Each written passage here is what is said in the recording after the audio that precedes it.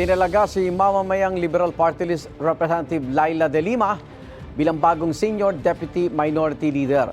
Siya ang ipinalit kay Caloocan 2nd District Representative Edgar Erice. Tinalaga si De Lima sa pwesto kasunod ng motion sa plenaryo ni House Minority Leader Marcelino Libanan. Hindi detalye kung bakit pinalitan si Erice.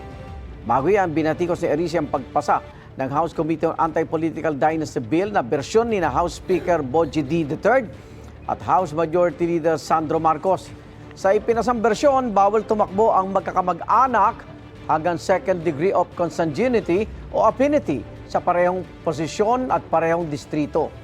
Git ni Erice, hindi pa rin mapipigilan ang political dynasties dahil pwede pa rin anyang tumakbo ng sabay-sabay ang magkakamag-anak kung magkakaiba ang posisyon at sa magkakaibang distrito. Ang isinusulong ni Erice, ipagbawal na sabay-sabay tumakbo ang magkakamag-anak anuman ang posisyon at saan mang lugar. Sabi ni Erice, tatalakayin niya sa kanyang privilege speech mamaya ang pagtanggal sa kanya bilang Senior Deputy Minority Leader. Wala pang paig si De Lima kaugnay sa pagtatalaga sa kanya na kapalit ni Erice.